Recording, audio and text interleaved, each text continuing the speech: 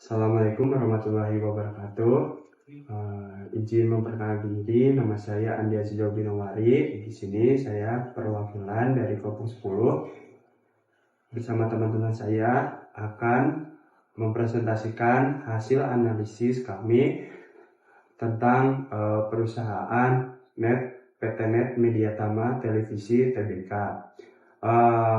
Anggota dari kelompok 10 sendiri terdiri dari saya sendiri, Andi Azizau, kemudian ada Faris Fawas, Nova Kurniawan, Raffi Surya, dan M. Ramdi. Yang pertama ada profil perusahaan. Namanya adalah PT Net Media Tama Televisi. Pendirinya Agus Lasmono dan Wisnu Tama Kusubandio. Tahun peluncuran 2013, tahun berhenti 2025 dan berganti menjadi MDTV.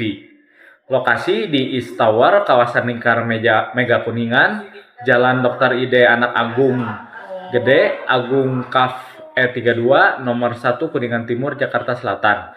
Slogan, televisi masa kini, produk siaran televisi, talent manajemen, dan media digital. Sekian presentasi dari saya, akan dilanjutkan oleh rekan saya yang lain. Terima kasih. Sebelumnya perkenalkan, nama saya Muhammad Raffi Surya Nugraha dengan NIM 235091133. Di sini saya akan menjelaskan visi misi perusahaan. Visinya membangun sebuah perusahaan media yang menarik dan mampu berkontribusi secara positif bagi kehidupan masyarakat Indonesia. Visi ini belum menunjukkan posisi kompetitif atau bidang unggulan yang ingin dicapai di sebuah industri media, misalnya apakah ingin menjadi media terkemukakan nasional. Kelemahan dari visi tersebut belum menegaskan keunggulan kompetitif, kurang menampilkan filosofi dan nilai-nilai perusahaan secara eksklusif, yang terakhir belum menyinggung pemegang kepentingan utama selain audiens. Berikutnya ada misi.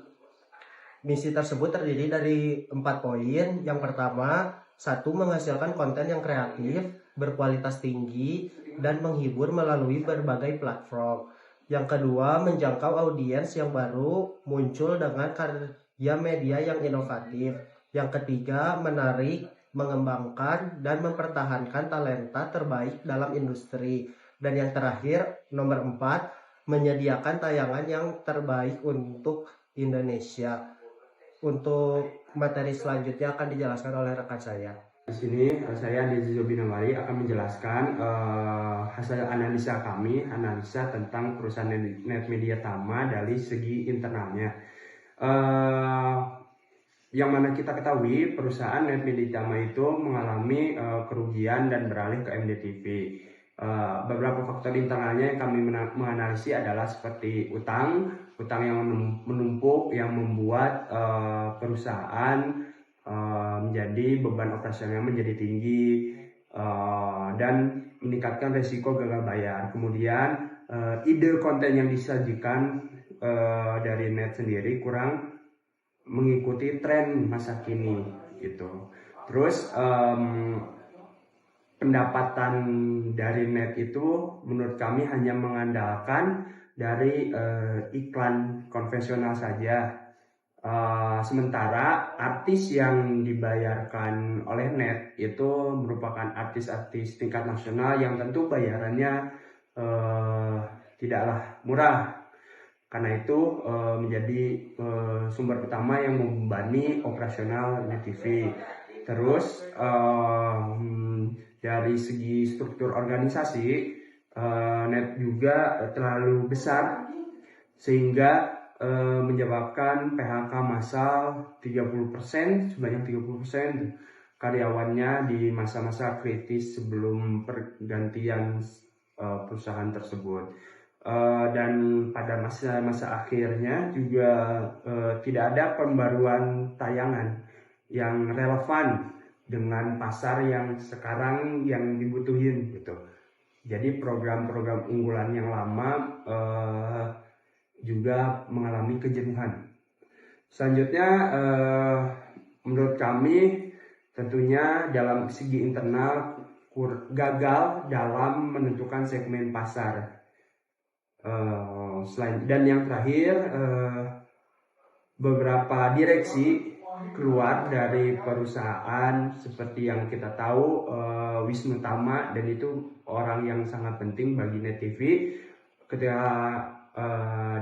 beliau keluar dari Net TV, terlihat sekali perbedaan kualitas tayangan juga. Seperti itu menurut analisa kami dari segi internal perusahaan. Selanjutnya analisis segi eksternal dilanjut oleh teman saya. Terima kasih. Saya akan menjelaskan mengenai hasil analisis kelompok kami mengenai faktor eksternal PT Net Media Tama.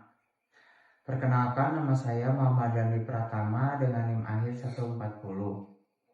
Nah, faktor eksternal yang pertama yaitu adanya peningkatan platform media digital, popularitas platform seperti YouTube, Instagram, dan TikTok telah mengalihkan perhatian audiens, terutama di generasi muda, dari televisi tradisional ke konten berbasis digital.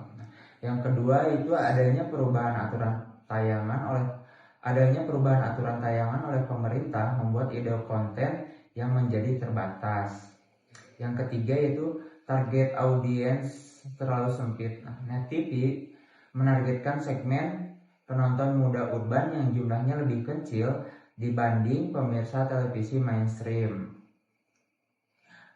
Yang keempat yaitu banyaknya pengiklan yang beralih ke platform digital.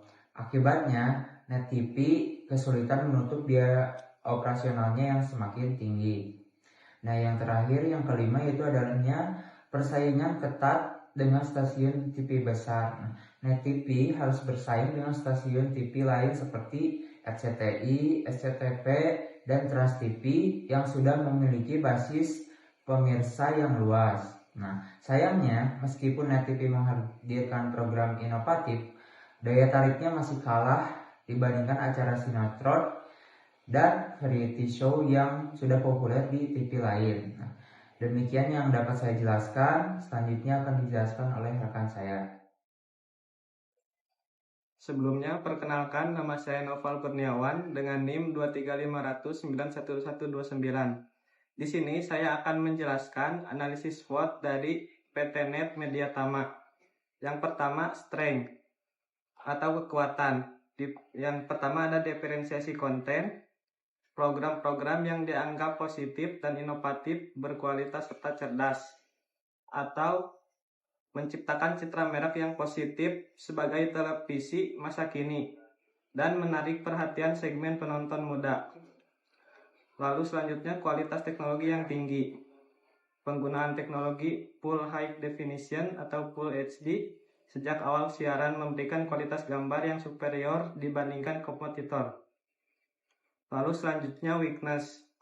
Kelemahannya yang pertama, target audience yang terlalu niche. Lalu model bisnis yang tidak efisien atau memiliki biaya tinggi. Selanjutnya ketergantungan terhadap iklan konvensional yang menyebabkan masalah finansial yang cukup serius. Lalu selanjutnya opportunity atau peluang. Yang pertama, digitalisasi dan OOT. Selanjutnya kebutuhan konten berkualitas, konten yang dapat menjadi sarana kritik, dan konsumsi video yang meningkat. Lalu yang terakhir ada threats atau ancaman. Yang pertama ada perubahan perilaku penonton atau shifting. Yang kedua dominasi konglomerasi media mapan. Selanjutnya kenaikan biaya akuisisi konten dan ketidakmampuan bersaing di rating atau red ocean. Ya, seperti itulah penjelasan dari kelompok kami mengenai analisis faktor-faktor dan SWOT juga tadi dibahas untuk perusahaan PT Net Media Tama TV. Semoga bermanfaat untuk semuanya dan terima kasih sudah menonton. Wassalamualaikum warahmatullahi wabarakatuh.